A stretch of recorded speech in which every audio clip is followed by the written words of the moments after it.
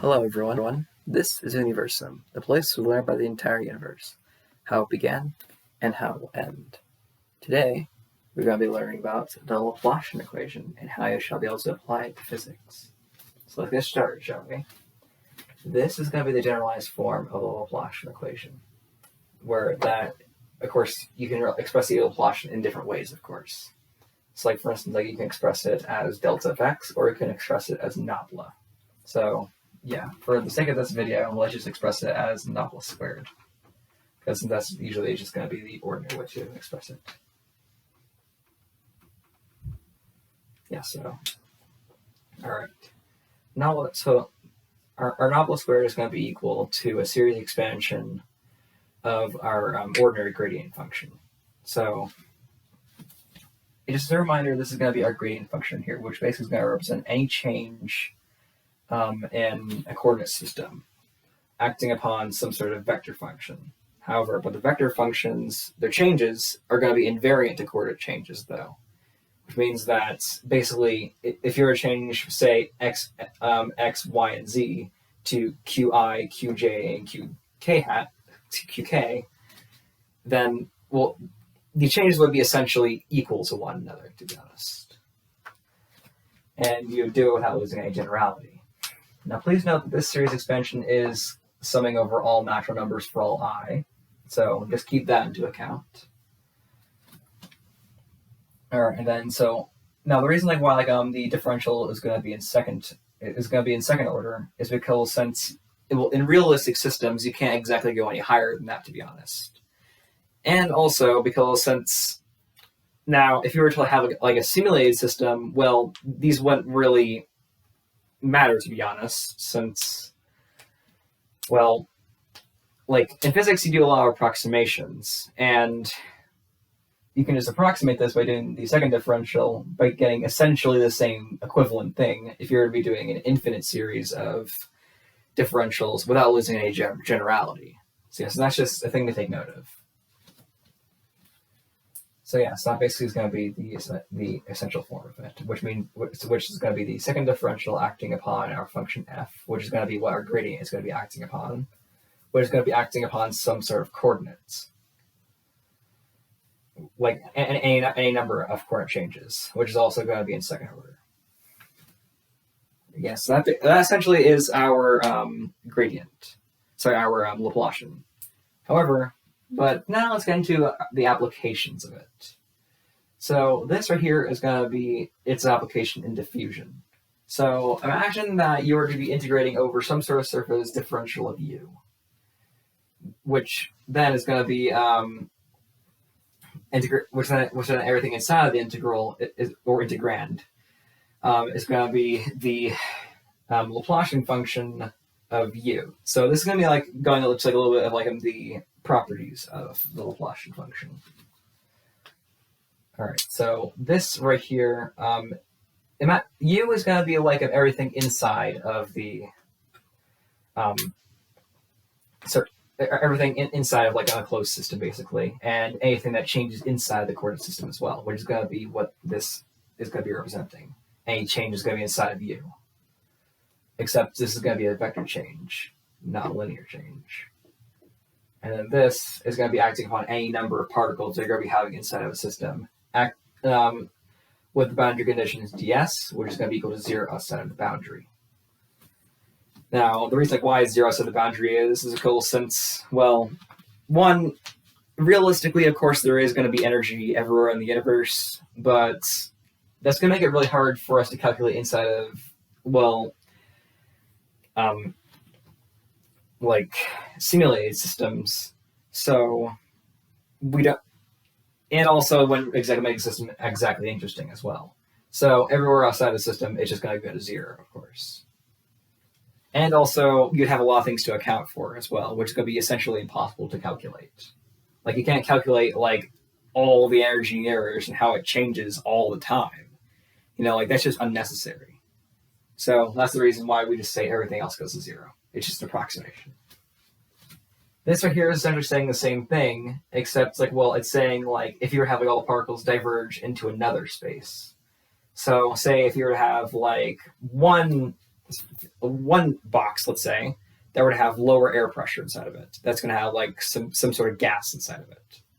And if you were to place that into a box with a higher pressure system, and then it's going to be showing you like how the particles are going to diverge and how quickly they would diverge and how they would change positions and all that stuff, which is also going to be equal to 0 outside the boundary, of course. So yeah, so it's essentially saying the same thing, except if we were to add the like, except like if we were to be like I'm changing like this, like the surroundings of the system essentially. It's just a cool thing to take account for. All right, and then the second thing that we can apply to is going to be energy loss, actually, which is going to be one of my favorites. So this right here is going to be representing our energy function acting upon some constant r, which then that is going to be equal to half the integral over some sort of area u. This is going to be our density function right here. Yes, this is going to be our Laplacian density, which is going to be like it's basically going to be like energy localized around some sort of point instead of a system, basically, which then you're going to be making the boundary conditions dx. All right, which then this, if you were to apply, separation of variables, then you would get this right here, which then our u is going to be turning into x equals 0 as everything outside the boundary goes to 0, which then you're going to be differentiating this entire thing as well. This right here is going to be essentially equivalent to this. And then this is going to be our energy function, except it's going to be acting upon the constant. Well, so it's going to be like everything inside the function. It's going to be acting upon a constant, acting upon the area that we're going to be localizing over. Like everything, like where the energy is localized around, essentially.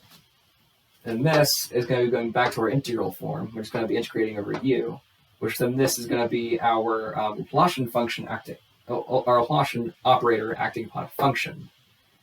And that is going to be our Laplacian operator acting upon the surface itself, or like where the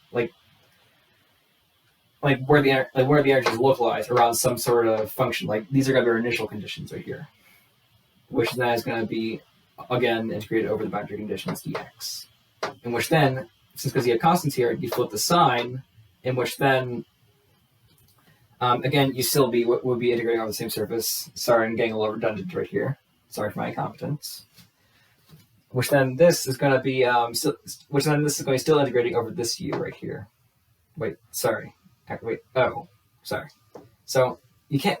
Okay, I'm making like a little bit of a mistake back here actually. So this could be these are going to be integrating over surfaces. This is going to be integrating over the density of like So it's going to be like where in the system you were going to be integrating over, essentially. So yeah, my mistake. And this is going to be times our gradient, so times our Laplacian function. So it's going to be acting upon our Laplacian function, which then is going to be acting upon the boundary conditions dx.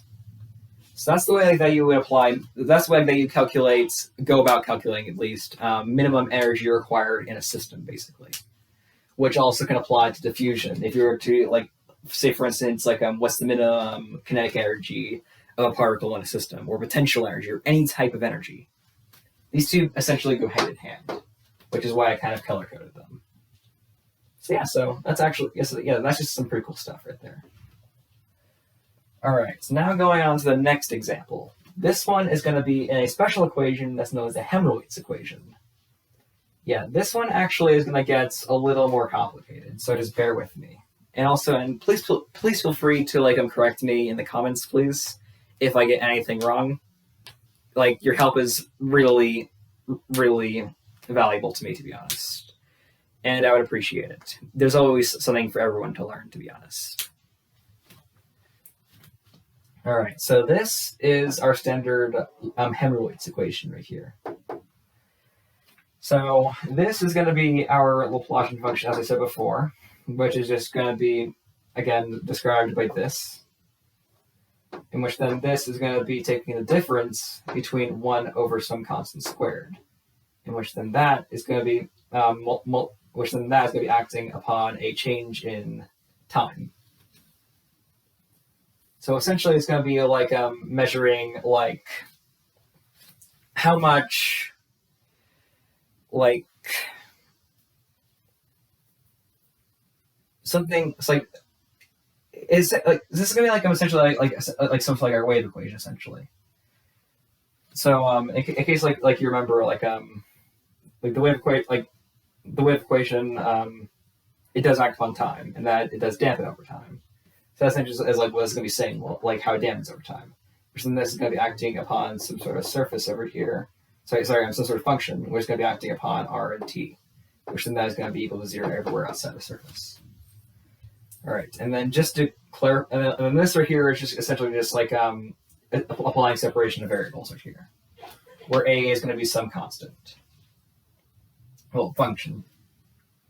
All right, so then this right here is just essentially just saying like what's this going to be equal to, and what's this like how is it applied to this scenario essentially. So u of r of t is going to be equal to a of r and t of t, where t is going to be time and r is going to be the surface that will be area that we're going to be integrating over essentially, and we're going to be finding like wave values in, like which is the reason why I see the angular frequency over here. So yeah, in which then all this is essentially is going to be saying that it's going to be equal to negative k squared, which, as you probably know, negative k squared is going to be our wave number, which is the reason why it has like a really big application in acoustics, which is why I use the example of a beating drum. All right, where this example also, which this is going to be like an example of a Hemorrhoids equation as well. Yeah, so I didn't exactly like explain them very well. Sorry, but like so sorry. Like this is going to be a as a function. This is going to be a as a solution. So this right here is going to be so.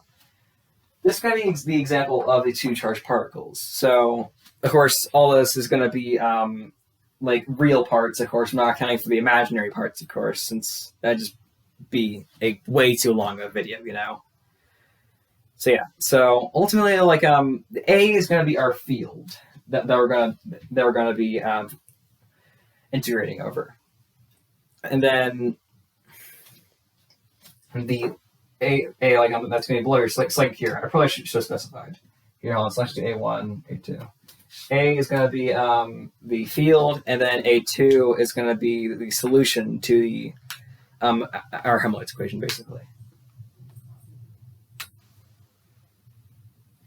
Wait, sorry. It's like they're both like fields, basically, essentially. So ultimately, like they're going to be like acting on like some sort of change. So yeah, sorry I forgot that. All right. Anyhow, well, and also I didn't exactly like explain like what a Hemorrhoids equation essentially was, like in an intuitive manner. So my apologies for that. But a Hemorrhoids equation is essentially going to represent, like, its crude definition is going to be basically a time-independent version of the wave equation, essentially. So now you're probably wondering, well, I just said that it acts upon time right here. Well, so you're going to be separating the time like from that equation, essentially. So this means like that this right here is going to be an example of a Hemorrhoids equation. So this means like you separate the time from the equation, and you're going to be like measuring like the values of like you're going to be like measuring like any values of like the waves at certain points in time, basically. Since these waves, like, they carry energy. So essentially, it's going to be, again, something that's going to be similar to this. We're going to be measuring energy at incremental points in time, which is the reason why this is going to be, which is the reason like why like over here, this is going to be a derivative, not a differential, since that's going to be a linear change, not a multivariable change.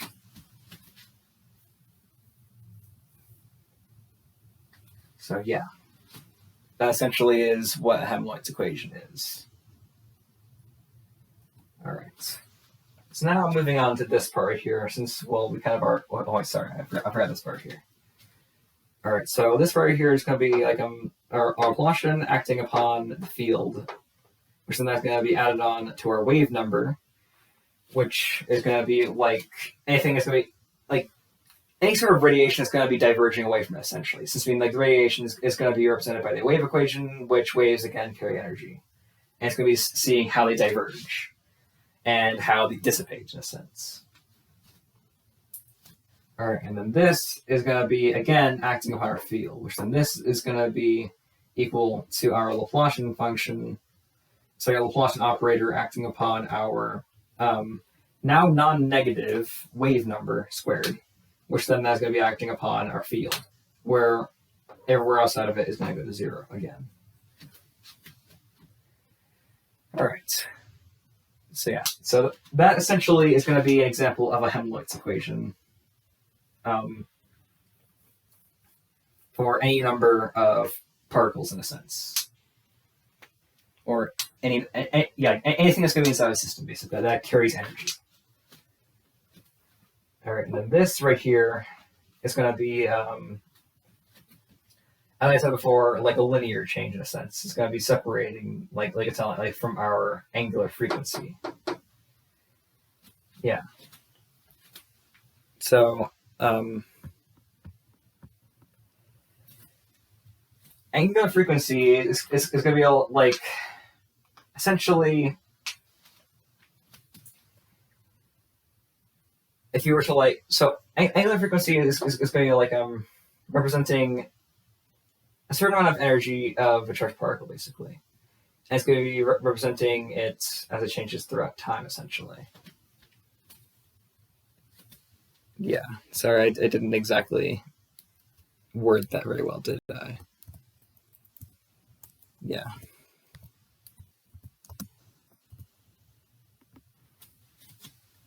So yeah, so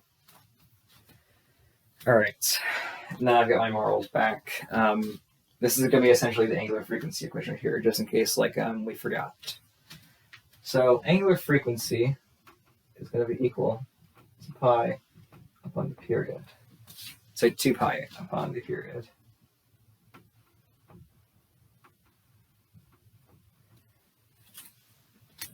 Yeah. So essentially, all right. So angular frequency is going to be essentially like representing how fast our wave travels throughout time, essentially.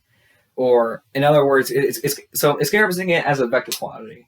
And it's going to be representing it in terms of angular velocity, as a wave that's going to be moving throughout time is going to have some sort of velocity that's going to be added to it. It has it's not going to be a standing wave, or if it's not going to just be not a standing wave.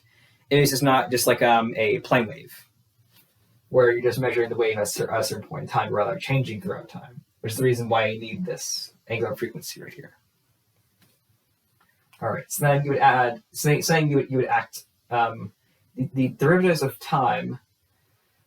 Well, so this is going to be the derivative of time acting upon this function right here, which then is going to be added to our angular frequency, which then that is going to be, that's going to be our period. So there's going to be our differential of our period over differential of derivative of period over derivative of time, plus the angular frequency of our period is going to be equal to the second derivative, which, sorry, I forgot that these are going to be second order, because again, that's going to be the highest order that we can go to, which then is going to be added on to our angular frequency acting upon the period again, which then is going to be equal to 0 everywhere outside of the system.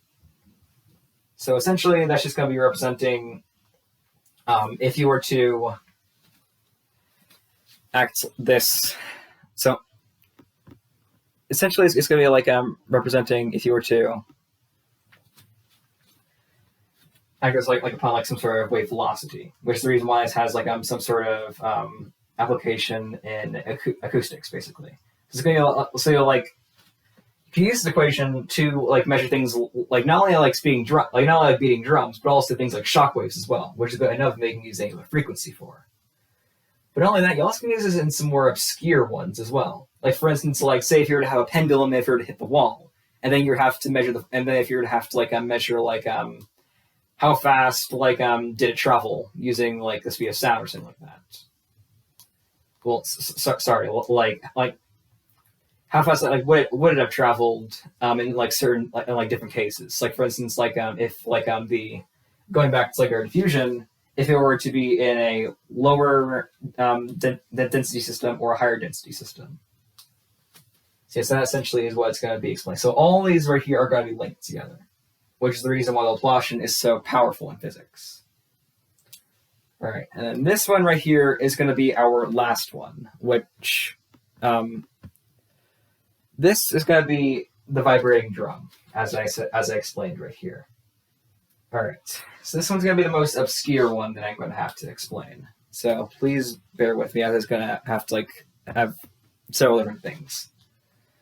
All right, so let's imagine like that its radius is going to be of a radius a, and that's, well, since guys like it's going to be like being circular, we're going to be like expressing it in polar coordinates in terms of r and theta, basically. Where our Hemorrhoids equation over here, we can change it to this form over here, which then is going to be representing first and second order derivatives, acting upon our coordinate systems, which will like our coordinates essentially, where it's going to act upon the coordinate r and act upon the coordinate theta, which then is going to be added on to our wave number, acting upon the field a, which then that is going to be equal to 0 everywhere outside the system. And then this right here is essentially is going to be our trial solutions to like using separation of variables, of course, where it's going to be again using something that's going to be similar to the angular frequency, which is going to be representing like the wave velocity in a sense of a vibrating membrane or a drum or anything that's going to be vibrating in acoustics, you know. So yeah, where this is going to be periodic of 2 pi, of course, as explained in the. So they're both going to have very similar properties to one another.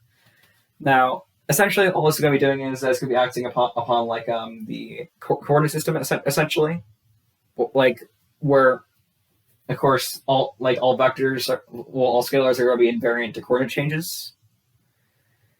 In which then, if you follow the periodicity condition, you're going to be getting this right here, which the periodicity condition is going to be given by this, where these are going to be our operators that we can act upon. So ultimately, like, these are just going to be representing angles in the polar coordinates, and where like the sound's coming from in a sense. Where this actually is the more fun part, actually, where you might actually notice something, is that you actually can apply Bessel's functions to these, actually. Which, in case you guys didn't know, a Bessel function was of course made by first made by, well, of course, one of the legendary Bernoullis, but then it was going to be generalized by Bessel, of course, which essentially a Bessel function is going to be like a solution in a sense to Bessel's famous differential equation, which I'm not going to be running on the board, so I'm kind of running out of time. But it's going to be given by x squared equals second differentials of dy upon dx, which then that is going to be added on to x upon d. So yeah, so it's going to be x squared. So it's going to be first order and second order differential equation. So it's going to be accounting for both of them, in which then that is going to be added on to some sort of operator acting upon our second order coordinates, which then that all is going to be acting upon y, whichever side of the system is going to go to 0. So yeah.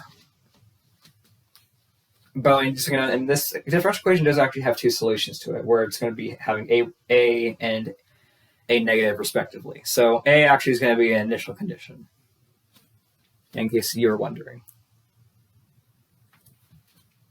So yeah, getting back to it, essentially Bessel function. No, I'm not going to be writing out the equation, since we're kind of running out of time here. But essentially the reason why you could express Bessel functions in the terms of a vibrating drum is cool, since so it's gonna be all because those initial conditions A, actually, where since the reason it was going to be most important is close to being when A is going to be some sort of integer or half integer, the Bessel functions are going to be known as cylindrical functions or cylindrical harmonic functions, which means they're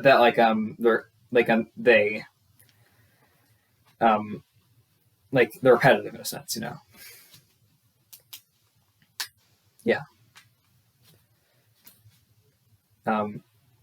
And then the Bessel functions, the way they describe it is in 3 dimensions is you'd express as the radial part of the modes of some sort of vibration of a coordinate plane, a cylindrical plane, which a cylindrical plane is going to be rotating the surface of the drum, which then is going to produce, sound has a travel through medium, it's going to produce a sound, which then you can calculate the angular frequency, angular velocity of, which is the reason why the Laplace equation is so useful.